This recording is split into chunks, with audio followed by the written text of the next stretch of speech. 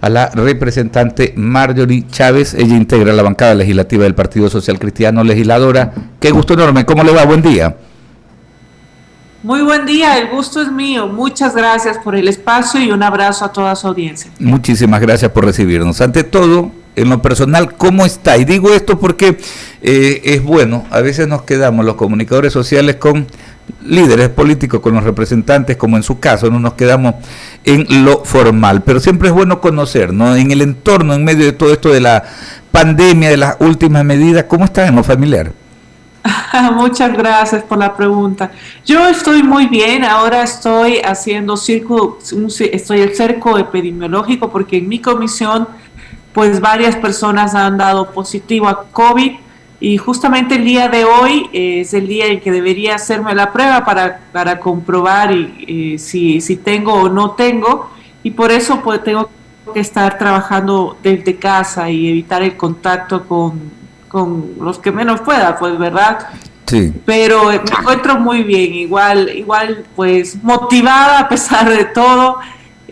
Han sido días duros, han sido días pues que a quienes tenemos ideales sobre la política nos han golpeado, pero tenemos que elegir en ese caso, pues si dejamos que esos golpes o más bien nos movilicen y nos templen el temperamento, y eso pues es el camino que yo he elegido, y a pesar de los golpes duros que hemos tenido la semana pasada y esta respecto a la política, respecto a la transparencia, respecto al trabajo, al deber ser de lo que queremos algunos políticos, pues aquí estoy, sigo adelante y trabajando con mi equipo.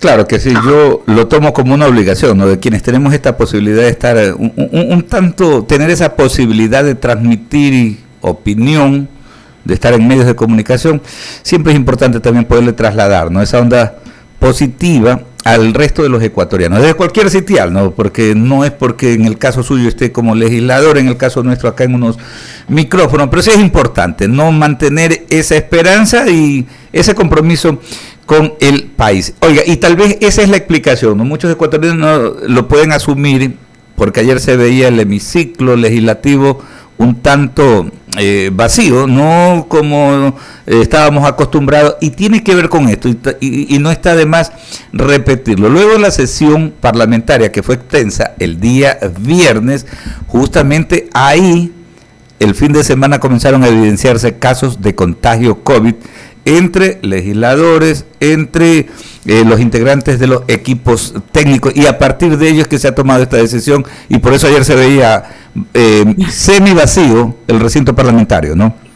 Sí, es cierto, y de hecho en mi comisión, en la Comisión de Relaciones Internacionales, varios compañeros, incluyendo el presidente de la comisión, ha dado positivo, y nosotros la semana pasada tuvimos el debate, varias sesiones de la ley de comunicación, entre otros proyectos, ¿verdad? Y trabajamos mesas técnicas por horas, todos los días con ellos, y entonces justamente por eso calculamos desde el último día en que tuvimos contacto, el día de hoy, pues es el día en que si uno se hace la prueba, podría salir positivo si es que tuviéramos, o estuviéramos contagiados. Entonces, sí, es por ese motivo que muchos y otras comisiones también, de hecho, todo el piso en el que está la comisión se cerró varios días, han intentado pues desinfectarlo, y esperamos pues que yo también espero que nadie más esté contagiado, ¿no? Y que podamos ya salir de esto y bueno, también pronto volver a la Asamblea Nacional. Claro, lo cual no quiere decir de que no estén trabajando, ¿no? Y más bien ahí está su presencia. Muchos de los representantes de diferentes puntos del país están laborando vía telemática, están participando de las sesiones en sus comisiones, e incluso, ¿no?, a las 8 en punto, ya habíamos dicho, están convocados, ¿no?, para esta sesión que va a conocer el informe de la comisión que elaboró el informe Papeles de Pandora, ¿no? Y ahí tienen ya precisamente dentro de la agenda un punto importantísimo. Quería llevarlo un momento, ¿no? Más allá de que transcurrió desde el viernes ya lo que transcurrió, más allá de aquello, decía hace un momento antes de iniciar la entrevista con usted, que ya está vigente justamente la ley financiera, ¿no?, que había impulsado el Ejecutivo. Desde su punto de vista, o lo que han comentado en la bancada del Partido Social Cristiano, eso ya es un tema totalmente superado, porque vemos, por ejemplo, que desde Pachacutic también están impulsando al menos dos iniciativas, ¿no? Pedir la derogatoria, ¿no?, por un lado, y impulsar también a través de la Corte Constitucional otro tipo de iniciativas. Básicamente ustedes, ¿cuál es el pensar en torno a todo esto? Efectivamente, bueno, esto ocurrió el viernes, la ley ya está vigente, la administración tributaria ahora tiene que desarrollar en estos días que vendrán normas secundarias para la aplicación de lo vigente. Se han anunciado demandas de inconstitucionalidad, pero aún no han sido presentadas. Varios sectores, no solo políticos, sino sectores empresariales, gremios, lo han anunciado, pero pues aún no lo han presentado. Veamos si ocurre, ¿no?, con el paso del tiempo. El argumento de la inconstitucionalidad por la supuesta negativa tácita del proyecto es inútil. Y eso tiene que quedar claro para la ciudadanía. Pero existen otros argumentos de forma y de fondo para plantearla. Y respecto a, yo sí alcancé a escuchar el último comentario sobre la derogatoria que presentó Pachacutic, pues eso es inservible en realidad. Oiga, y en lo de inconstitucionalidad, eso quiere decir, cuando usted dice que por la vía de ir a la Corte Constitucional no hay viabilidad, significa que, de acuerdo pues a los procedimientos parlamentarios que están establecidos, que están vigentes, lo que ocurrió el viernes quedó sacramentado, ¿no? O sea, y ya es responsabilidad de cada bloque y de cada organización política. Sí, a ver, que para ser súper clara, cuando hablo de que no es viable la inconstitucionalidad, me refiero a la inconstitucionalidad planteada por la supuesta negativa tácita. En ese punto en particular. Eso es lo que es un proyecto inútil. Lo que sí es posible es, lo que han anunciado también varios sectores, presentar demandas de inconstitucionalidad directas, de una inconstitucionalidad a la ley. Esto se ha hecho varias veces, pero esto toma y tomará, de ser el caso, mucho tiempo. Terminan el periodo legislativo ustedes y eso continuaría todavía en análisis, más o menos prueba del asunto. Oiga, no me gusta ser suspicaz, ¿no?, pero precisamente desde ayer está visitando el país este equipo técnico, esta misión de la CIDH, la Comisión Interamericana de los Derechos Humanos. Cuando se planteó la venida de ellos, días atrás incluso, se dijo claramente, ¿no?, ellos vienen a revisar la situación carcelaria del país, pero ayer era notorio, ¿no?, la intencionalidad de la agrupación política UNES de meter en agenda, y esto utilizando pues la presión en redes sociales, de meter el tema del vicepresidente Jorge Glass.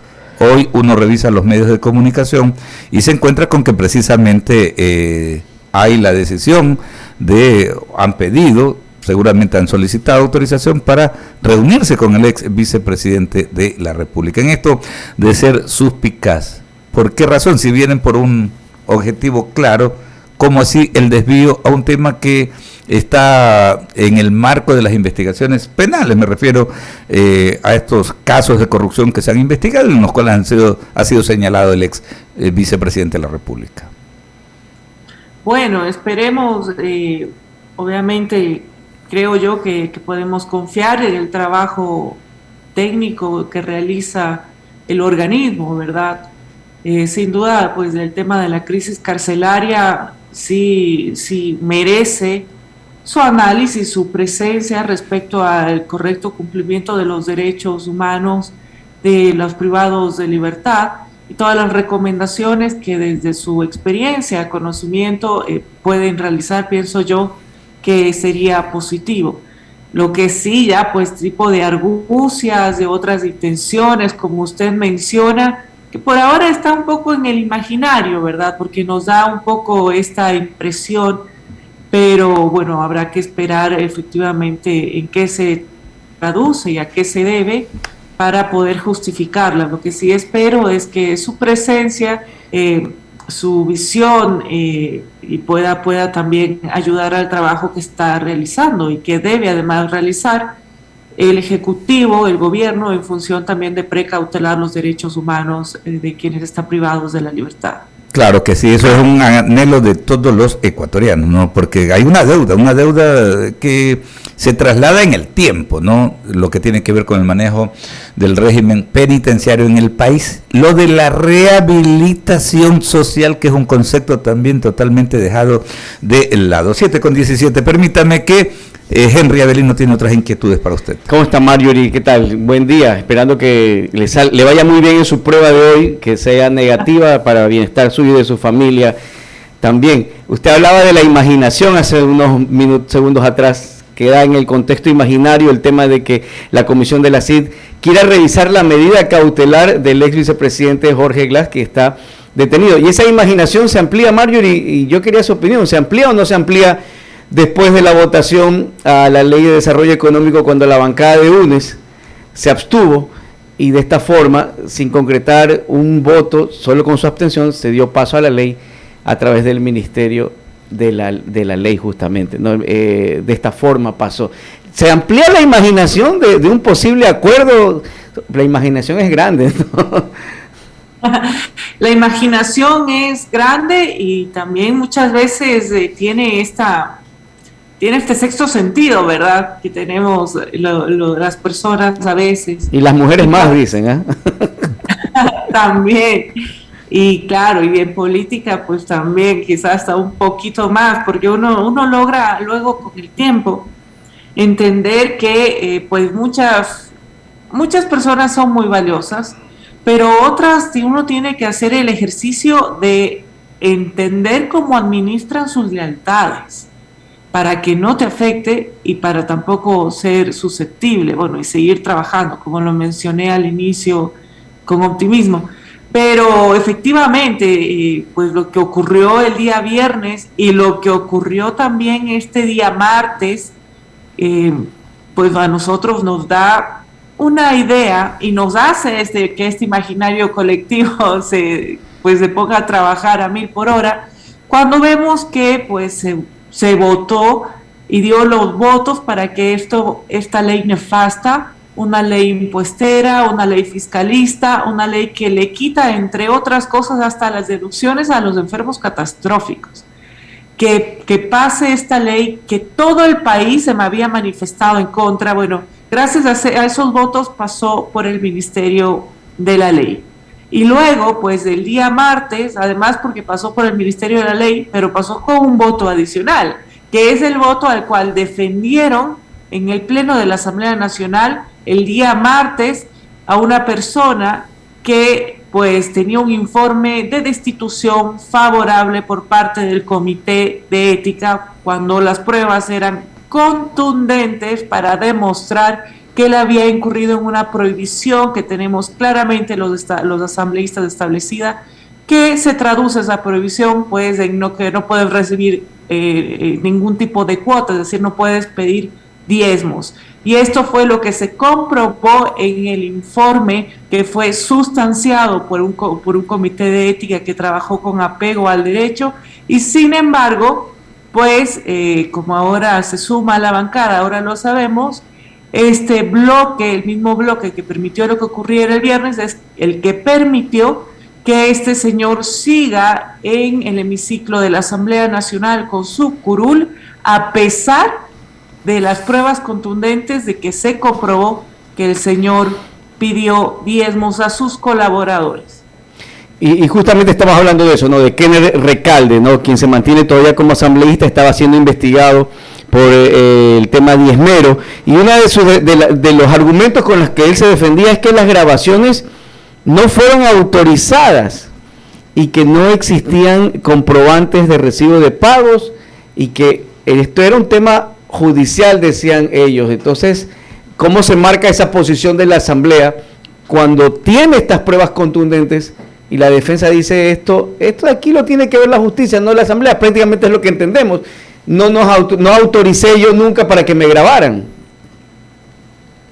Claro, pero nunca negó lo que hizo. Él dijo, o sea, le molestaba era cómo habían conseguido los audios, pero nunca se defendió de lo que se lo acusó.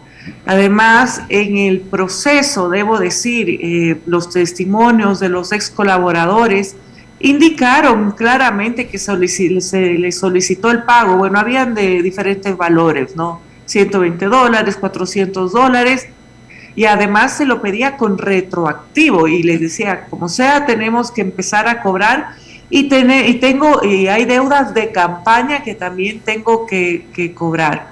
La verdad es lamentable. Yo sé que he visto en la publicidad que ustedes tienen de la radio que él va a estar con ustedes en pocos minutos. Exacto.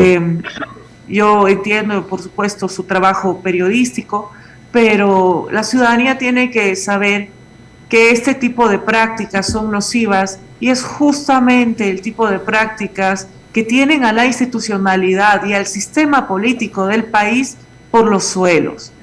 ¿Cómo es posible que con la evidencia, usted mismo dice, los audios, también están sus testimonios, están los testimonios de las acusaciones de quienes han sido, digamos, parte de este proceso, han sido evidentes, digamos, ahí no hay para dónde irse, no hay para dónde perderse.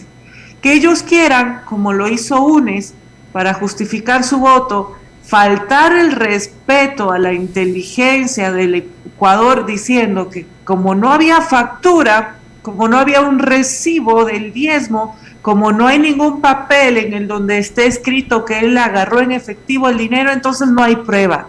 Eso es una burla, pues, por favor. O sea, ustedes me están diciendo que ellos están argumentando que un acto que es indebido va a quedar registrado en una factura, en una recibera, o que quería que le hagan transferencia. De hecho, además, en uno de los audios él dice que no sea en cheque y les aclara que no tiene que ser en cheque, sino que tiene que ser en efectivo. Y esa justificación le dan al Ecuador. ¿Cómo no va a estar molesta la gente? Pues, o sea, no tiene ningún sentido, y querer por eso quitarle valor a las pruebas, a los testimonios, a los audios. Es decir, realmente estos comportamientos son inadmisibles. Y en la anterior legislatura ya tuvimos acciones como estas, ¿verdad? Y también aquí ya tuvimos el caso de Bella Jiménez, que de hecho era muy parecido a este de aquí, inclusive una prohibición adicional. Pero es lamentable el que tengamos que seguir compartiendo el hemiciclo con personas que se ha comprobado que son culpables de incurrir en las prohibiciones establecidas en el artículo 163 de la Ley Orgánica de la Función Legislativa y 127 de la Constitución, que es en este caso pues recibir donaciones, dinero de otra fuente, en pocas palabras pues de diezmero. Y gracias a la votación de UNES, pues seguiremos con ese tipo de elementos en la Asamblea Nacional. Y yo realmente lo lamento y no entiendo cómo es posible que alguien que trabaja, que los políticos trabajamos por el bienestar de la ciudadanía, ¿verdad?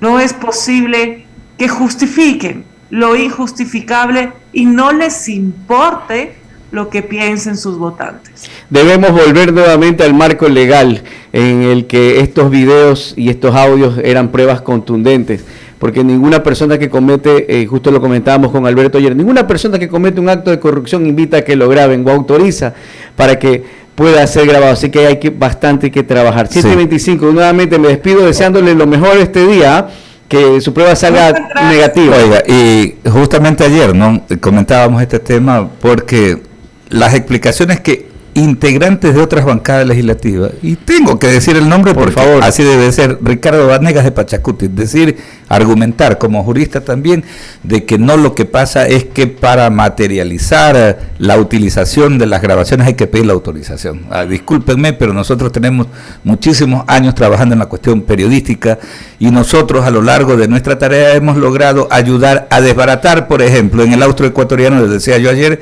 grandes bandas de coyoteros, las que en los años 90, por ejemplo, generaron tanta muerte, ¿no? Porque engañaban a la gente, aparte de estafarlas, de cobrarles plata, mucha gente dejaban botada en la frontera mexicana-estadounidense, ¿no? Y todo eso lo descubrimos en base a las investigaciones, a grabaciones que con cámara oculta, como le llamábamos en esa época, que no estaban autorizadas, pues, y qué delincuente va a permitir, va a autorizar, pues, o quien que cometa un ilícito va a autorizar que justamente se lo grabe para utilizarlo judicialmente. Entonces, absolutamente, usted lo ha dicho, y yo quisiera, para ser clara sobre el trabajo que hizo el Comité de Ética, los testimonios fueron valorados considerando el contexto de toda la declaración y su relación con las otras pruebas, y se aplicaron además en el análisis de estándares recomendados por la psicología testimonial, lo que se conoce como de verdad y exactitud. Y entonces lamentablemente vemos esas justificaciones, ¿no? Pero jurídicamente ahí hubo elementos suficientes que permitieron concluir por la coincidencia y la concordancia de los testimonios realizados por, en este caso, las dos personas, y pues nos permitieron a nosotros tomar sin ninguna duda la decisión de recomendar la destitución. Pero bueno, nosotros solo sustanciamos una información.